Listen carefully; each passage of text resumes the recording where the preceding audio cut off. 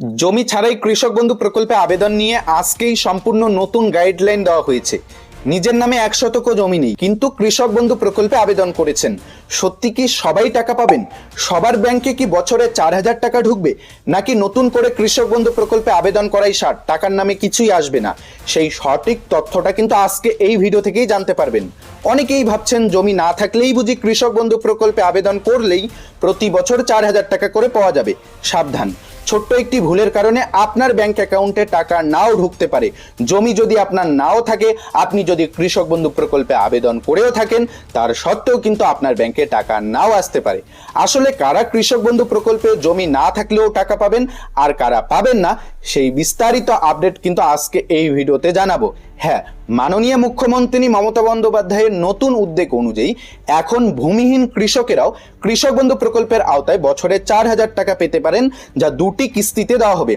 তবে এই টাকা পাওয়ার ক্ষেত্রে বেশ কিছু কড়া নিয়ম কানুন রয়েছে, যার সম্পূর্ণ গাইডলাইন আজকেই দিয়ে জানানো হয়েছে। তো চলুন আজকের এই ভিডিও থেকে আমরা সম্পূর্ণ গাইডলাইনটা জেনে নিচ্ছি যে অ্যাকচুয়াল কারা টাকা পাচ্ছে, যারা ইতিমধ্যেই আবেদন করেছেন তাদের মধ্যে কাদের আবেদনগুলো বাতিল হবে আর কাদের আবেদনগুলো অনুমোদন করা হবে, এবং কাদের ব্যাংকে কৃষক বন্ধু প্রকল্প থেকে বছরে 4,000 টাকা আসবে, জমি না থাকলেও আপনাদের ব্যাংকে টাকা আসবে।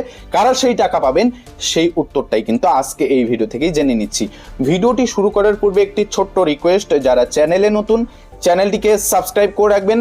ফেসবুক পেজ থেকে ভিডিওটি দেখে থাকলে পেজটিকে ফলো দিয়ে রাখবেন। তো প্রথম দেখে নিন শর্ত, কারা এই সুবিধা পাবেন। 1 নম্বরে দেখুন বলা রয়েছে আবেদনকারীকে সম্পূর্ণ ভূমিহীন কৃষক হতে হবে, অর্থাৎ আবেদনকারীর নিজের নামে যাতে কোনো জমি না থাকে। 2 নম্বরে বলা রয়েছে নিজের জমি না থাকলেও অন্যের জমিতে চাষাবাদ করা বাধ্যতামূলক, অর্থাৎ আপনার জমি নেই ঠিক আছে, কিন্তু আপনাকে ভাগ চাষি হতে হবে। ভূমিহীন কৃষক হলেই যে আপনি কৃষক বন্ধু প্রকল্পের টাকা পাবেন তেমনটা নয়, অবশ্যই আপনাকে ভাগ চাষি হতে হবে, অন্যের জমিতে আপনাকে চাষ করতে হবে, তবেই কিন্তু আপনি এই প্রকল্পের সুবিধা পাবেন। 3 নম্বরে বলা রয়েছে আবেদনকারীর বয়স অবশ্যই 18 বছরের ঊর্ধ্বে হতে হবে, 18 বছরের নিচে হলে আবেদন করা যাবে না। 4 নম্বরে বলা রয়েছে যারা আগে থেকে কৃষক বন্ধু প্রকল্পে কোনো সুবিধা পাননি তারাই নতুন করে আবেদন করতে পারবেন, অর্থাৎ যারা কৃষক বন্ধু প্রকল্পের টাকা আগে থেকেই পেয়ে আসছেন তারা যদি আবেদন করেন তাদের আবেদনগুলো কিন্তু বাতিল হয়ে যাবে। তারপর 5 নম্বরে দেখুন এই শর্তগুলো পূরণ করলে ছেলে মেয়ে উভয়ই এই সুবিধা পাবেন, অর্থাৎ ছেলে মেয়ে উভয়ই কিন্তু কৃষক বন্ধু নতুন প্রকল্পে আবেদন করতে পারবেন। ভূমিহীন কৃষক হিসাবে যে নতুন প্রকল্প ঘোষণা করা হয়েছে রাজ্য সরকারের তরফে, সেই প্রকল্পে কিন্তু আবেদন করতে পারবেন। এবার জেনে নিচ্ছি কারা এই সুবিধা পাবেন না, অর্থাৎ কারা এই প্রকল্পে আবেদন করার পরেও তাদের আবেদনগুলো বাতিল হবে, বা যারা আবেদন করেছেন তাদের আবেদনগুলো বাতিল হবে, সেই লিস্টটা এবার দেখে নিন। কারা এই সুবিধা পাবেন না, নিজের নামে সামান্যতম জমি থাকলেও এই টাকা মিলবে না। 2 নম্বরে বলা রয়েছে আগে থেকেই বর্গা চাষি হিসাবে সরকারি খাতায় অন্তর্ভুক্ত থাকলে পাবেন না। 3 নম্বরের গুরুত্বপূর্ণ পয়েন্টটি দেখে নিন, অন্যের জমিতে বাস্তবে চাষাবাদ না করলে কিন্তু আপনারা এই প্রকল্পের সুবিধা পাবেন না। 4 নম্বরে দেখুন লক্ষ্মীর ভান্ডার প্রকল্পের সুবিধা পেয়ে থাকলে এই প্রকল্পের সুবিধা পাবেন না।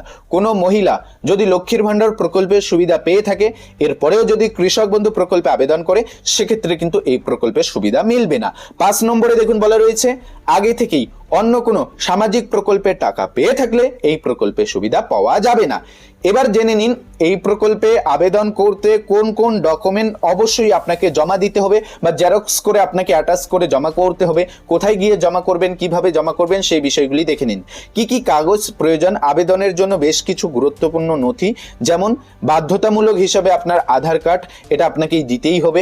তারপরে দেখুন ভোটার আইডি কার্ড, এটা আপনি চাইলে দিতেও পারেন, আপনি চাইলে নাও দিতে পারেন, এটা ঐচ্ছিক রয়েছে।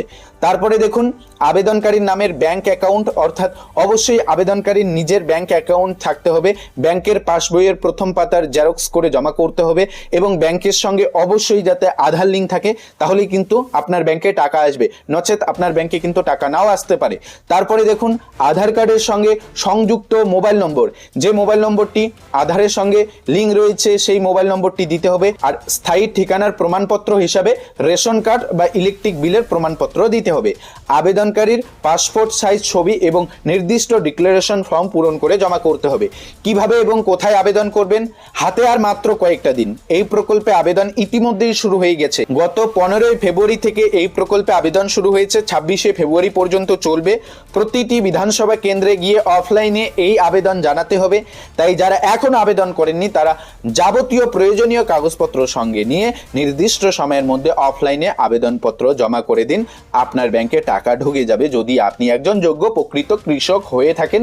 সত্যিকারে যদি আপনি একজন ভূমিহীন কৃষক হয়ে থাকেন এবং ভাগচাষী কৃষক হয়ে থাকেন, তাহলে তো আপনি নিশ্চিন্ত থাকতে পারেন যে আপনি কৃষক বন্ধু প্রকল্পের আওতায় আসতে চলেছেন এবং আপনার ব্যাংকে বছরে 4,000 টাকা ঢুকবে। পশ্চিমবঙ্গের মাননীয় মুখ্যমন্ত্রী মমতা বন্দ্যোপাধ্যায়ের নতুন প্রকল্প ভূমিহীন কৃষকদের জন্য। তাছাড়াও এরই মধ্যে আরেকটি বড় আপডেট উঠে এসেছে। যারা ভূমিহীন কৃষক রয়েছেন, যারা কৃষক বন্ধু প্রকল্পে আবেদন করেছেন বা যারা আগে থেকেই কৃষক বন্ধু প্রকল্পে আবেদন করে রেখেছেন বা সুবিধা পেয়ে আসছেন, তারা কিন্তু রাজ্য সরকারের নতুন প্রকল্প যুবসাথী প্রকল্পে আবেদন করতে পারবেন। সেই বিষয়টা ইতিমধ্যেই ক্লিয়ার করে জানিয়ে দেওয়া হয়েছে, সরকারিভাবে নোটিফিকেশন প্রকাশ করে জানিয়ে দেওয়া হয়েছে। এ নিয়ে কিন্তু আমরা ভিডিওতে আপডেট জানিয়েছি।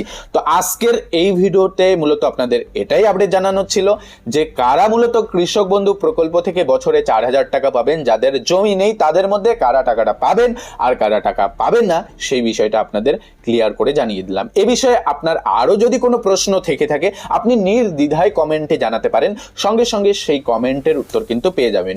আপনাদের কাছে এই ভিডিওটি যদি একটুকু ভালো লেগে থাকে তাহলে অবশ্যই একটি ভিডিওটিতে লাইক করে নেবেন। যারা চ্যানেলে নতুন, চ্যানেলটিকে সাবস্ক্রাইব করে রাখবেন। ফেসবুক পেজ থেকে ভিডিওটি দেখে থাকলে পেজটিকে ফলো দিয়ে রাখবেন। ধন্যবাদ।